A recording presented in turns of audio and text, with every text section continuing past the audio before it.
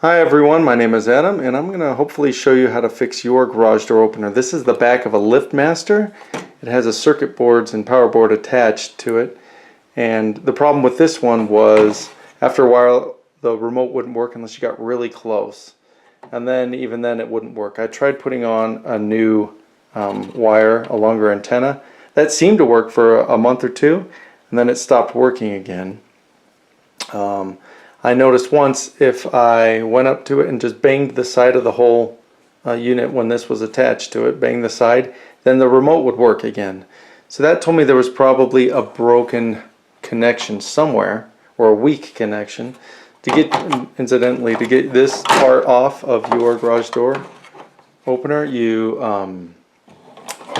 unplug it first, and then there's a screw here you take out, here, and then one right down in there.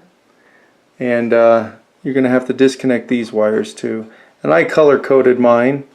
I put, a little bit of a red mark and a purple mark on the wires themselves so I could easily know which ones slip back in, because they were just all white. Anyway, once you get this off, you can flip it around, and here's the power board, and this is the secondary board. There's going to be a screw here, here, and here. You undo those, and you can rock this one out,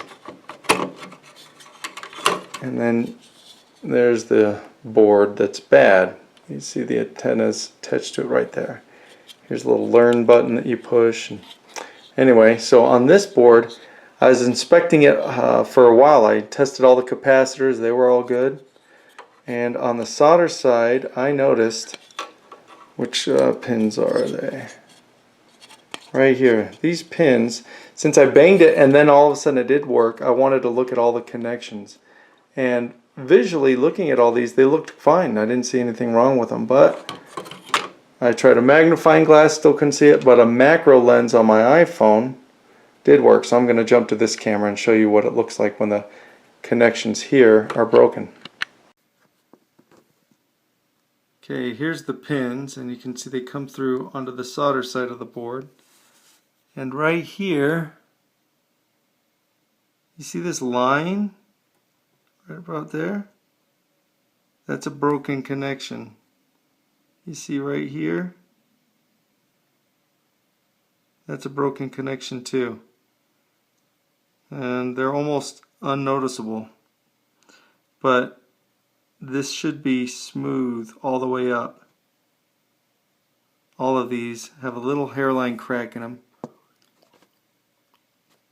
And if I just get the soldering iron hot and just touch all these up so it reflows the solder, this whole board should be fixed and I shouldn't have any problems anymore. So I just have a hot iron here.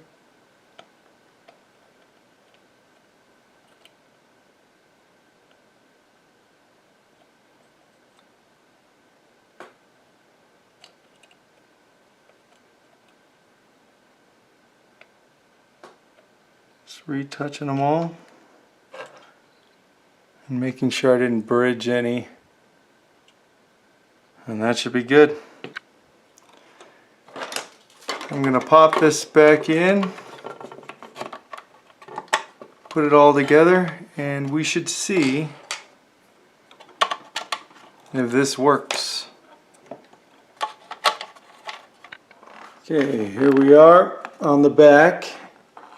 You can see this ribbon cable go right into there on this board, and then the board just screws right on. Alright, now it's time to test it. I got the remote here. Awesome.